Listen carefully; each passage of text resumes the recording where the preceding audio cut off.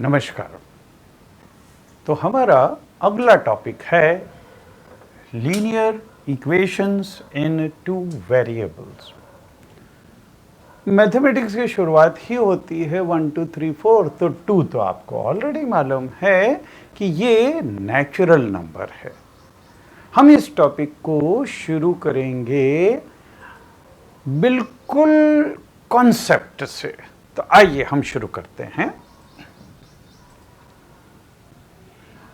अब जैसे 2 हमने देखा, 2 एक्चुअली कांस्टेंट है। There are 2 types of terms. 2 तरह की टर्म्स होती है, कांस्टेंट टर्म्स और वेरिएबल टर्म्स। कांस्टेंट टर्म्स क्या होंगी? वो टर्म्स होंगी जिनकी वैल्यू एकदम फिक्स रहती है। जैसे आप जिस कुर्सी में बैठे हुए हो उसकी हाइट कांस्टेंट है, ये चेंज तो नहीं हो रही है। तो इस तरह की टर्म्स जिसकी वैल्यू फिक्स हो तो उसको कांस्टेंट टर्म बोलेंगे, और जिसकी वैल्यू चेंज होती हो उसे वेरिएबल टर्म्स बोलते हैं। जैसे कोई छोटा बच्चा है, उसकी एज, इवन हमारी एज भी लगातार हर पल हर क्षण चेंज हो रही है, तो age is a variable quantity.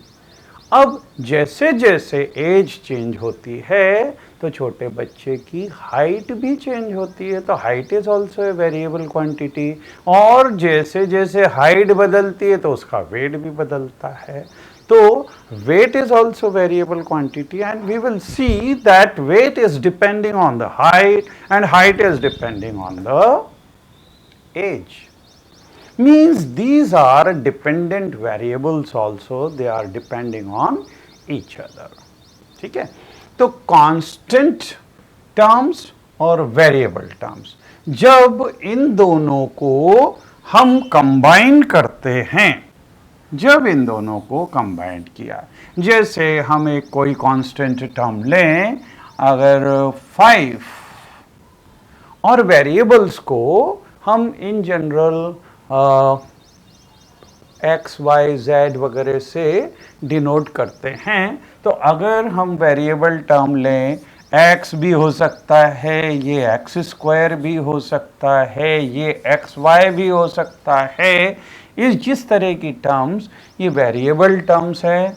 और जब हम इन दोनों को कंबाइंड करेंगे तो हमारे पास में आएगी एल्जेब्रिक टर्म। मतलब अगर हम लिखें 5x और 3x square y, so these will become algebraic terms. और जब एल्जेब्रिक टर्म्स को ऐड या सब्ट्रैक्ट कर दें, मतलब suppose x square plus 3x minus 5, तो ये बन जाएगा एल्जेब्रिक एक्सप्रेशन। तो जब कांस्टेंट वेरिएबल्स को कंबाइन किया तो हमारे पास में एल्जेब्रिक टर्म्स आ गई। एल्जेब्रिक टर्म्स को ऐड या सब्ट्रैक्ट करेंगे तो हमारे पास में एल्जेब्रिक एक्सप्रेशन आ जाएगा। लेकिन इस एल्जेब्रिक एक्सप्रेशन के अंदर ये 1/x प्लस 5y प्लस √3, ये भी एल्जेब्रिक एक्सप्रेशन होगा। लेकिन इसके अंदर अगर कुछ रिस्ट्रिक्शंस डाल दें तो एल्जेब्रिक एक्सप्रेशन पॉलिनोमियल हो जाएगा। अभी रिस्ट्रिक्शंस क्या हो सकते हैं? अगर हम ये चीज़ डिसाइड कर दें कि वेरिएबल क्वांटिटी की पावर नॉन नेगेटिव इंटीजर होना चाहिए। नॉन नेगेटिव इंटीजर मतलब एक तो पहली चीज़ नेगेटिव नहीं होना। नेगेटिव नहीं होना इसका मतलब 1/x, 1/x स्क्वायर, इस तरह की टर्म्स नहीं चाहिए, ये पॉलिनोमियल के अंदर नहीं आएगा। इसी तरह से अगर ये √x दिया हुआ होता है, इसमें √x, तो x की पावर क्या हो जाती है? 1/2, या थर्ड रूट ऑफ x 1/3। तो अगर x की पावर फ्रैक्शन में होगा तो वो एल्जेब्रिक एक्सप्रेशन पॉलिनोमियल नहीं बनेगा। तो पॉलिनोमियल के लिए पावर को नॉन नेगेटिव इंटीजर्स होना चाहिए, नॉन नेगेटिव इंटीजर पावर। तो पावर वेरिएबल क्वांटिटी की अगर नॉन नेगेटिव इंटीजर हो, मतलब 1/x 1/y इस तरह की टर्म नहीं होना, दूसरा √x root third root of x इस तरह की फ्रैक्शन में भी पावर नहीं होना। अगर पावर होगी तो फिर वो पॉलिनोमियल नहीं होगा। सो पॉलिनोमियल के लिए नॉन नेगेटिव इंटीग्रल पावर होनी चाहिए। और जब इस पॉलिनोमियल को हम इक्वल टू सम नंबर लिख दें, अब ये नंबर कुछ भी हो सकता है, इवन ये नंबर 0 भी हो सकता है। तो अगर हम एल्जेब्रिक एक्सप्रेशन को किसी नंबर के बराबर अगर पुट कर देंगे तो वो इक्वेशन बन जाएगी। तो देखिए हमने शुरुआत कहाँ से की थी, 2 से, और अब हम आ गए इक्वेशन पे। तो इक्वेशन मतलब when a polynomial is equated to any number this becomes an equation. तो इक्वेशन के अंदर इक्वल टू साइन होना जरूरी है। लेकिन हम एक चीज देखेंगे कि आइडेंटिटीज में भी इक्वल टू साइन तो होता है। अब आपने कुछ आइडेंटिटीज पढ़ी हुई हैं, जैसे a plus b whole square is equal to a square plus 2ab plus b square, a minus b whole square is equal to, ये जितने भी फॉर्मूले पढ़े हैं दीज आर आइडेंटिटीज। और अब इक्वेशन और आइडेंटिटीज के अंदर फर्क क्या होता है हम देखेंगे कि इक्वेशन अगर ये 2x minus 4 is equal to 0 दिया हुआ है, ये इक्वेशन है। और जबकि अगर हम लें x plus 1 its square is equal to x square plus 2x plus 1, तो देखिए यहाँ पे भी इक्वल टू साइन है, यहाँ पे भी इक्वल टू साइन है, लेकिन ये इक्वेशन है और ये आइडेंटिटी है। डिफरेंस क्या है? डिफरेंस ये है, इसमें अगर x की वैल्यू हम 2 रख दें तो left hand side is equal to right hand side हो जाता है। Means this equation is satisfied only for one value of variable quantity. केवल एक वैल्यू के लिए ये सेटिस्फाई होती है, मतलब left hand side is equal to right hand side आता है। इसी तरह से आपको अगर क्वाड्रेटिक इक्वेशन दी हुई हो तो quadratic equation is satisfied only for 2 values of variable quantity. Cubic equation, इसमें दिस विल बी सेटिस्फाई होना मतलब left hand side is equal to right hand side होना only for 3 values cubic equation. By quadratic equation केवल 4 values के लिए satisfy होगी, लेकिन identity this will be satisfied for infinite values of variable quantity। इसमें आप x की value कुछ भी ले लो, चाहे नेगेटिव, पॉजिटिव, 0 या फ्रैक्शन में या कोई सा भी रियल नंबर पुट कर दो, लेफ्ट हैंड साइड हमेशा राइट हैंड साइड के बराबर आ जाएगा। So equations are satisfied for a finite value of variable quantity, but identities are satisfied for infinite values of variable quantity। तो ये डिफरेंस है equation और आइडेंटिटी। अगर एक बार आपके ये कॉन्सेप्ट्स क्लियर हो जाते हैं तो हम आगे के टॉपिक्स को बहुत आसानी से कर सकते हैं। So now let us come to next।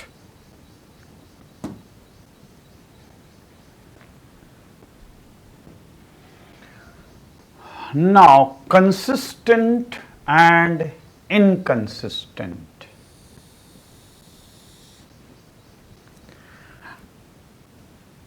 अगर हमको लीनियर इक्वेशंस दी हुई हो, लीनियर इक्वेशंस और वो भी दो वेरिएबल्स के अंदर, तो हमारा टॉपिक क्या है, लीनियर इक्वेशंस इन टू वेरिएबल्स है।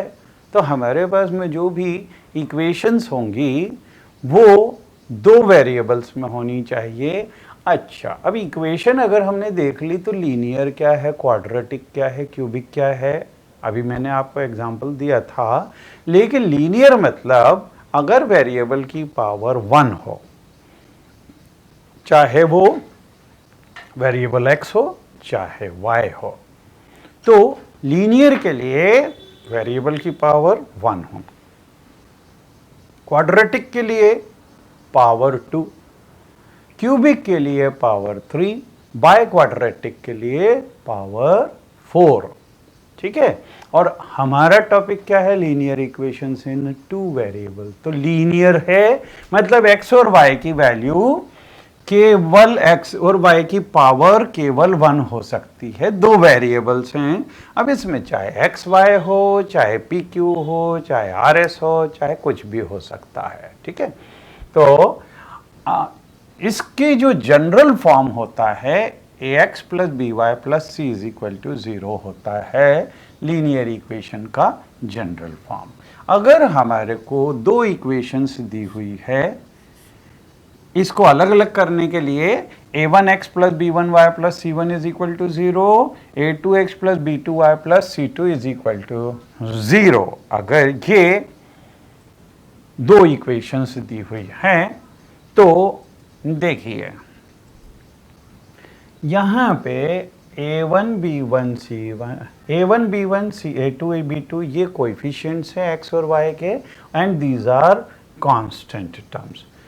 अच्छा, जब भी कभी आपको अगर लीनियर इक्वेशन दी है तो आपने 9th क्लास में पढ़ा हुआ है कि इसका ग्राफ हम ड्रॉ कर सकते हैं।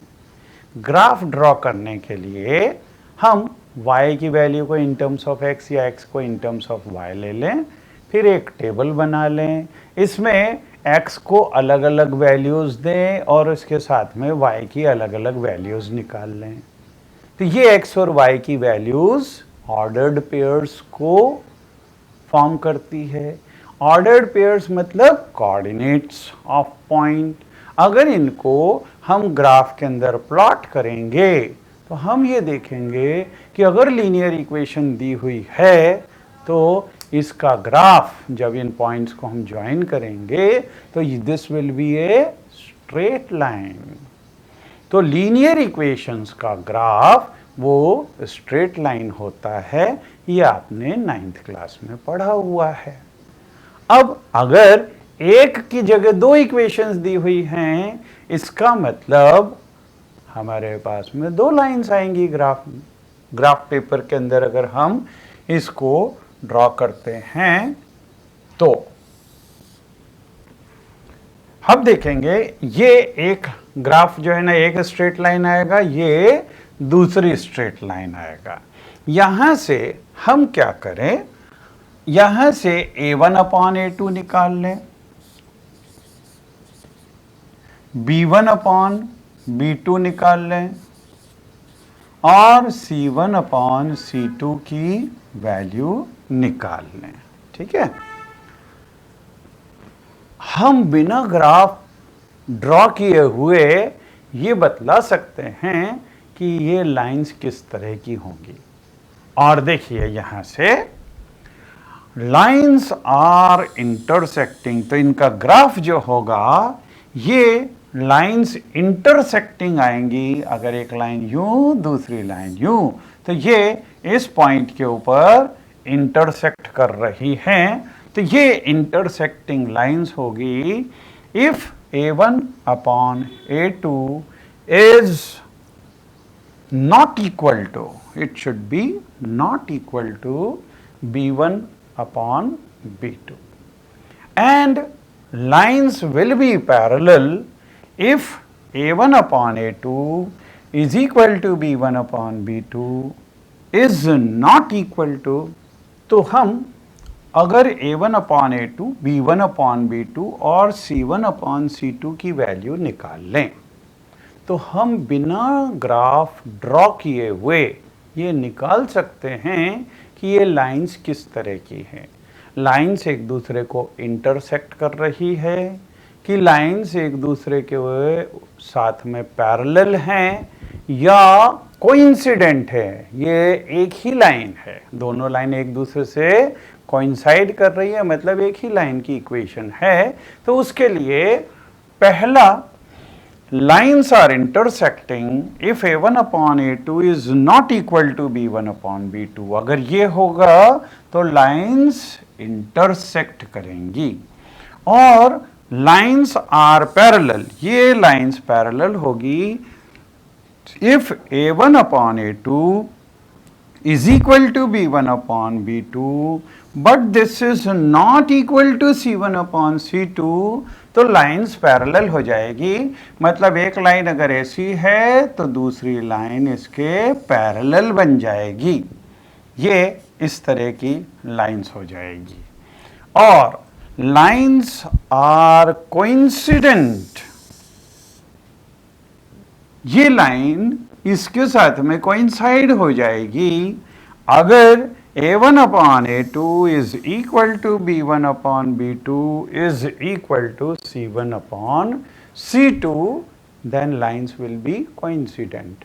एक्चुअली देखा जाए तो अगर कोई सी भी line 2x plus 3y plus 4 is equal to 0 दी हुई है, इसको अगर हम 2 से मल्टीप्लाई कर दें तो ये क्या बन जाएगी, 4x plus 6y plus 8 is equal to 0। क्या ये कोई नई लाइन है क्या? नई इक्वेशन तो है ही नहीं। ये लाइन और ये एक जैसी हैं, लेकिन यहाँ पे अगर हम देखें 2/4 ये 1/2 है, 3/6 ये 1/2 है, 4/8 ये भी 1/2 है। मतलब a1 upon a2 is equal to b1 upon b2 is equal to c1 upon c2। लेकिन ये लाइन तो एक ही है, इक्वेशन तो एक ही है, तो इसका मतलब ये दोनों कोइंसिडेंट लाइंस होंगी। ठीक है, तो lines will be coincident in this case. तो अब कंसिस्टेंट और इनकंसिस्टेंट क्या होती है, खास जो हमने टॉपिक का हेडिंग लिखी हुई है। तो कंसिस्टेंट तब होंगी अगर दो लाइंस का सॉल्यूशन निकलता है। दो इक्वेशंस दी हुई हैं, इसका अगर सॉल्यूशन निकलता है। अब सॉल्यूशन कब निकलेगा, जबकि इंटरसेक्ट करें। या तो वो इंटरसेक्ट करें एक पॉइंट पे या हर पॉइंट पे। तो जब कोइंसिडेंट होंगी और या फिर एक दूसरे को कट कर रही होंगी तो हम उनको बोलेंगे दीज आर कंसिस्टेंट। और अगर पैरेलल हुई तो वो तो कहीं पे एक दूसरे को कट ही नहीं करेंगी, और कट नहीं करेंगी मतलब there will be no solution. So consistent equations are said to be consistent if they have a solution। और जैसा कि हमने देखा फर्स्ट और थर्ड केस, फर्स्ट केस के अंदर इंटरसेक्ट हो रही है, थर्ड केस के अंदर लाइंस कोइंसिडेंट है, मतलब हर पॉइंट पे इंटरसेक्ट कर रही है। इनकंसिस्टेंट कब होगी, when they have no solution, तो इनकंसिस्टेंट होगी। और जब लाइंस पैरेलल होगी तो वो इनकंसिस्टेंट होगी। ठीक है, तो ये कंसिस्टेंसी और इनकंसिस्टेंसी होती है। चलिए आगे बढ़ें। Form a pair of linear equations in the following problem and find their solutions graphically। तो यहाँ पे 10 students of class 10th took part in a mathematics quiz. If the number of girls is 4 more than the number of boys, find the number of boys and girls who took part in the quiz। अब इसका हमको क्या करना है, form the pair of linear equation. तो अब पहली चीज हमको लीनियर इक्वेशंस बनानी है और फिर उसका सॉल्यूशन इस ग्राफ पेपर के अंदर भी निकालना है। तो सबसे पहली चीज 10 स्टूडेंट्स, मतलब अगर नंबर ऑफ बॉयज़ और गर्ल्स को हम x और y ले लें तो x plus y is equal to 10 दिया हुआ है। तो यहाँ पे हम सबसे पहले लिखेंगे लेट नंबर ऑफ, यहाँ पे दिया हुआ है number of girls is 4 more than number of boys, so let number of boys is equal to x and number of girls is equal to y है। तो पहली चीज यहां पे दिया हुआ है, it is given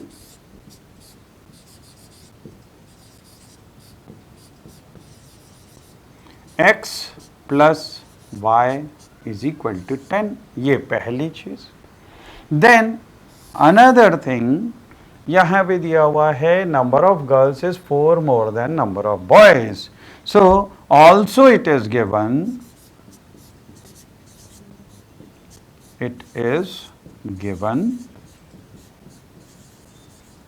y is equal to x plus 4, लड़कियां जो है वो बॉयज से 4 ज्यादा हैं, है ना। तो यहां से हम y इज इक्वल टू आ जाएगा इसमें 10 माइनस x।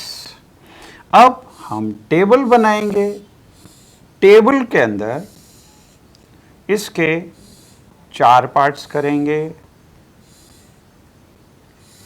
x और y, पहली चीज। अब देखिए यहाँ पे हमने 4 पार्ट्स किए, एक में तो एक्स वाई लिख जाएगा और 3 पॉइंट्स आ जाएंगे। अगर लाइन निकालनी है तो 2 पॉइंट्स हो तो वो उसी से लाइन निकल सकती है ना। 2 पॉइंट्स मालूम हो तो उसको स्केल से ज्वाइन कर दो, लाइन निकल जाएगी।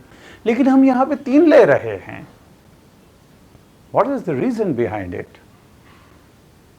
रीजन ये है कि अगर हमारा कैलकुलेशन थोड़ा सा भी रॉन्ग हो गया तो 2 पॉइंट यूं आने की जगह दूसरा पॉइंट इधर आ गया तो लाइन पूरी की पूरी अलग चली जाएगी। तो अगर हमने 2 की जगह तीसरा पॉइंट भी निकाला है और वो अगर कहीं अलग उसी लाइन में नहीं आ रहा है तो हमारे माइंड को स्ट्राइक होना चाहिए there is some mistake, calculation mistake. तो इसीलिए हम 2 नहीं 3 पॉइंट्स निकालेंगे, है ना, just to verify whether our calculation is correct. और हम 3 निकालेंगे, 4 नहीं निकालेंगे। क्यों? अरे भाई जब 3 से काम चलता है तो फालतू लेबर क्यों किया जाए? चौथा पॉइंट निकालने से मतलब क्या है ना। तो हम इसीलिए 3 ही पॉइंट निकालेंगे। तो लेट अस कम हियर। अब यहाँ पे अगर x इज इक्वल टू हम 0 लेते हैं तो y की वैल्यू आ जाएगी 10। x इज इक्वल टू अगर हम 5 लेते हैं तो y की वैल्यू भी आ जाएगी 10 माइनस 5 मीन्स 5। और अगर x इज इक्वल टू 10 ले लिया तो y इज इक्वल टू 0 हो जाएगा। मतलब हमारे पास में 3 पॉइंट्स आ गए, 0,10, फिर 5,5 और 10,0। ठीक है। अब हम इसमें भी देख लें, इसके अंदर भी टेबल बना लें। टेबल के अंदर फिर 4 कॉलम्स बनाए, यहाँ पे x, इधर y। अगर x इज इक्वल टू 0 लेंगे तो y की वैल्यू आ जाएगी 4। अगर x इज इक्वल टू हम 1 लेंगे तो y की वैल्यू आ गई 5। अगर x इज इक्वल टू 2 लेंगे तो y की वैल्यू आ जाएगी 6। मतलब हमारे पास 3 पॉइंट्स आ गए, 0,4, 1,5 और 2,6। ठीक है। अब देखिए इसके हिसाब से हम ग्राफ प्लॉट करें। ग्राफ प्लॉट करने में यहाँ पे x की वैल्यू 10 तक, y की वैल्यू भी 10 तक आ रही है और इधर x की वैल्यू और y की वैल्यू 6 तक आ रही है। तो इसके हिसाब से अगर हमको ग्राफ प्लॉट करना है तो ये 10 10 तक जा रहा है। तो अगर हम इसको 1 2 3 4 5 6 7 8 9 तक आ रहा है, तो और y की वैल्यू अगर हम इसको इस तरह से y एक्सिस और इधर हम x एक्सिस ले लें, this is x x dash, इधर y y डैश, ठीक है। अब देखिए हमको तो 10 तक ले जाना है, तो हम अगर एक डिवीजन को इसको 2 ले लें, 2 4 6 8 10 12 ऐसा ले लिया है ना। ऐसे ही ऊपर भी 2 4 6 8 10 12 14। अब हम इसको प्लॉट करना चालू करें, तो यहाँ पे x इज इक्वल टू 0 तो y इज इक्वल टू 10। देखिए यहाँ पे ये 0, सबसे पहले आपको तरीका क्या रहेगा, पेंसिल को 0 पे रखो। x इज इक्वल टू 0 मतलब ना तो हम लेफ्ट साइड जा सकते हैं ना राइट साइड जा सकते हैं। y इज इक्वल टू 10 है मतलब ऊपर की डायरेक्शन में जाना है, और ये वाला पॉइंट हो गया, और इसके पास में आपको इसका कोऑर्डिनेट लिखना है, तो कोऑर्डिनेट लिख दिया 0, 10, ठीक है। ऐसे ही यहाँ पे 10, 0, तो x इज इक्वल टू 10 तो राइट साइड चलना शुरू किया, तो यहाँ पे हम 10, 0 पॉइंट कर देंगे। फिर अगला है 5, 5, तो यहाँ से 5 के लिए 4 और 6 के बीच में, इधर भी 4 और 6 के बीच में, तो ये वाला पॉइंट 5, 5 आ गया। इन तीनों पॉइंट्स को जब हम स्केल से ज्वाइन करेंगे तो ये एक चीज आप ध्यान रखें, अपने ग्राफ कॉपी के अंदर इस एंड पॉइंट से लेके इस पॉइंट तक आपको पूरी लाइन ज्वाइन ड्रॉ करनी है और दोनों साइड एरोज लगाने हैं। कारण because line extends up to infinity on both the side, तो कम से कम हमारे ग्राफ पेपर में जितनी जगह है उसमें तो हम कम से कम इसको पूरा एक एंड से दूसरे एंड तक ज्वाइन कर दें, है ना। अच्छा, इसको करने के बाद में आपके पास में आपको इसके पास में इसकी इक्वेशन भी लिखनी पड़ेगी। क्यों? क्योंकि 2 इक्वेशंस है, उसमें से कंफ्यूजन नहीं होना चाहिए। आप जितना कन्वीनियंट अपने एग्जामिनर को बनाओगे उतना फटाफट वो मार्क्स देगा। तो अगर आपने इक्वेशन लिख रखी है लाइन के पास में तो उसको तुरंत मालूम पड़ जाएगा, अच्छा ये वाली इक्वेशन ये वाली है ना। ऐसे ही दूसरी लाइन के सामने दूसरी इक्वेशन, तो we will write this equation x plus y is equal to 10। तो ये हो गई x plus y is equal to 10, ठीक है। अब हम दूसरी लाइन की इक्वेशन देखें, तो 0, 4, तो ये 0, 4, तो ये पॉइंट आ गया, ठीक है। और दूसरा है 1, 5, तो ये 1 अगर लेंगे तो 5 यहाँ पे आ जाएगा, ये 1, 5, 1, 5। फिर 2, 6, तो ये 2 और ये 6, सो दिस इज 2, 6, ठीक है। तो ये तीनों पॉइंट्स आ गए, इसको भी अपन स्केल से ज्वाइन करें, ये गया, ये पूरा यहाँ तक आप एक्सटेंड करेंगे और इधर दूसरी साइड भी इसको कंप्लीटली एक्सटेंड करेंगे और इधर दोनों साइड एरोज लगाएंगे and you will write its equation also. This equation is y is equal to x plus 4, y is equal to x plus 4।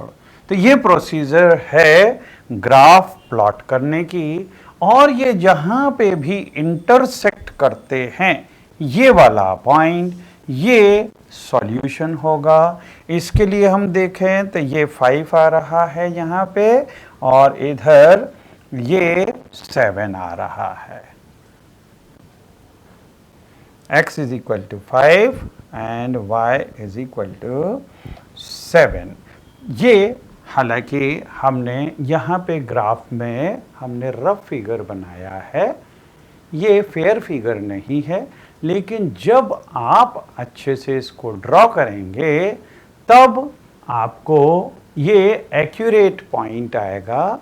Accurate point इसका अलग होगा, ये आपको ग्राफ पेपर के अंदर देखना पड़ेगा कि ये कितना आ रहा है। और ये जो पॉइंट ऑफ इंटरसेक्शन है इसको आप सॉल्यूशन लिखोगे कि x is equal to this and y is equal to this.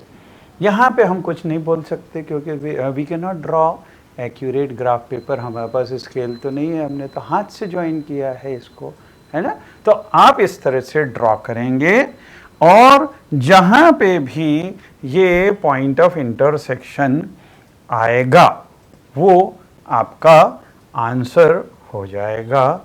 और ये मेरे ख्याल में ये पॉइंट 3 और 7 आना चाहिए। एक मिनट, यहाँ पे अगर यूँ देखें तो ये वाला point, yes this is coming 3 और दिस इज कमिंग 7। तो ये पॉइंट ऑफ इंटरसेक्शन एक्चुअली 3,7 ही आ रहा है। तो यहाँ पे आंसर होगा x is equal to 3 and y is equal to 7। हमारे इसमें भी यही आ रहा है और आपके उसमें और accurately you can see what this point is. ठीक है, तो ये ग्राफिकल मेथड है to solve 2 equations, linear equations, इसको ग्राफिकल मेथड बोलते हैं।